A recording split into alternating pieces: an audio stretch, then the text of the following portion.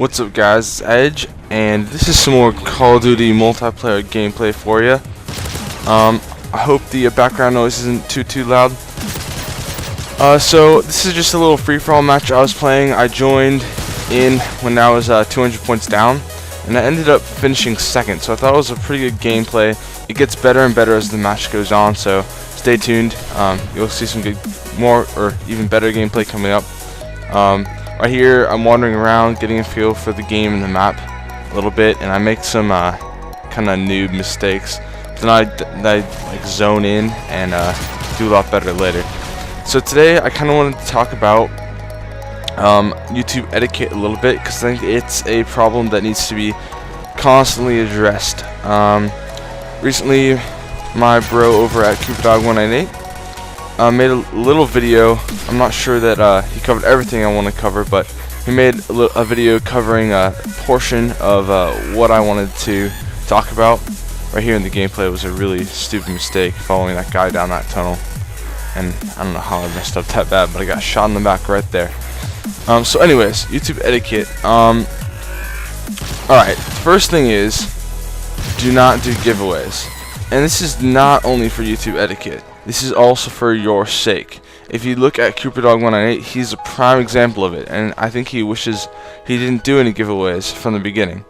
What happens is people don't believe that you're going to give stuff away, and also once you get to about 100 subscribers, people think their chances aren't good enough anyway, so they're not going to subscribe to you. Then there's the YouTube etiquette side of the whole deal, where people are like, wow, the only reason people subscribe to you is because you wanted to give them stuff, or they wanted stuff from you. It's not because they thought your content was good. It's not because they thought you did a good job. So that's one thing to keep in mind. You don't want people's train of thought or mentality of you to be so negative as that. Another thing that is an easy thing that people get caught up with is shoutouts. This is what CoopDog talked about in his video for her a little bit. And I've had a couple of people ask me for shoutouts. But not as many as I think he has. I'm not sure what reason that's for, but all in all, shoutouts are just not the thing you request. You get shoutouts if a person who has more subscribers than you, or even less, but around the same, if they think that you're doing a good job, and if they feel that out of the goodness of their heart they want to subscribe, or they want to give you a shout out, then they will.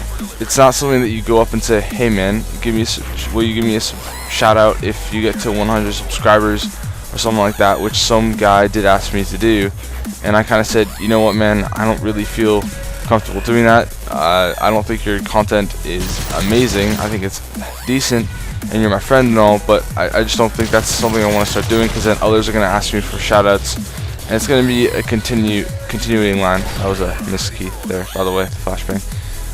It's just like a continuation of, at least to a series of events that will progressively make it harder and harder to, I don't know, say no to people or give shoutouts at all. Just because, you know, if you give one, you gotta give them all shoutouts. So you really can't give in to doing that, and you really shouldn't ask for that, because it puts a lot of pressure on the guy who you're asking to give a shout out in terms of decision making. Like for me, I kind of, the first thought was sure, why not, but I had to go ahead and think about it longer, and then I realized that, you know, it's not really all that worth it for me, or I shouldn't say worth it, because the guy was my buddy, but it's just the costs outweigh the benefits, in that I'm probably gonna get a little bit of ridicule for giving a shout out to this guy, because he's not that great of a commentator. His content isn't that great, and I want to be honest with viewers when I say some guy's good. I don't want them to say, oh, it's just another guy he's giving a shout out for whatever reason.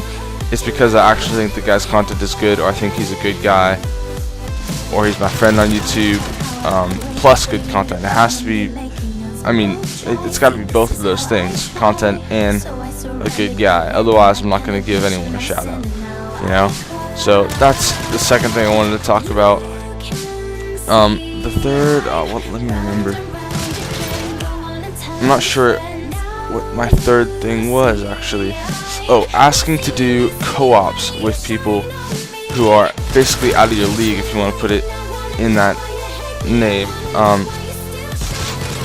I get countless requests of people wanting to play in a Minecraft world with me or record with me, and these people have 30 or less subscribers, 50 or less subscribers, and the thing you have to consider is consider the other end of the deal. What would this person get out of it too? Because the whole point of doing co-ops, or not the whole point, but a big point of doing co-ops is so that your channel can grow and kind of use the subscribers from the other channel and swap subscribers kind of thing, so you both get subscribers from each other's channel. It helps each other.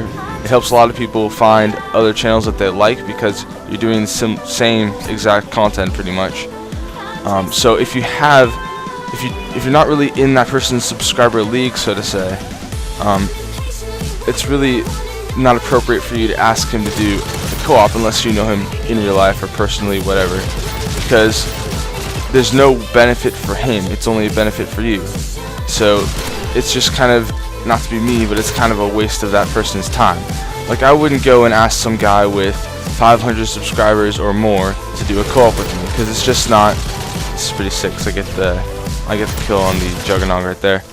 But it's just not really appropriate for me to go ask someone with, like, say, 1,000 subscribers. I mean, that's just way out of my league. There's no way I'm gonna go ask someone with that many subscribers to do a co-op with me unless they asked me first, because then it means they just like my content, they think I'm a cool guy, and they want to commentate me really bad. But if it's the other way around, the smaller asking the bigger, you really shouldn't do it, because, I mean, I've had to say no to so many people where I really don't want to, but it's a matter of time and benefit per time, pretty much. If I'm not going to get that much benefit out of the time I'm going to spend doing a co-op with them as I would doing a co-op with someone who has the same amount of subscribers as me, or in that general range as me. So that's the third thing I wanted you guys to think about. For all you guys that are starting up channels and or are bigger channels, it's still good tips all the way around. And if you do keep in mind these 3 tips, you'll get a lot more respect out of the YouTube community and overall better experience with YouTube and the gaming community also. So thank you guys for watching. I think this video is about to come to a close. There you go, Edge Venom, 2nd place. Thank you guys for watching, and I'll see you in the next one.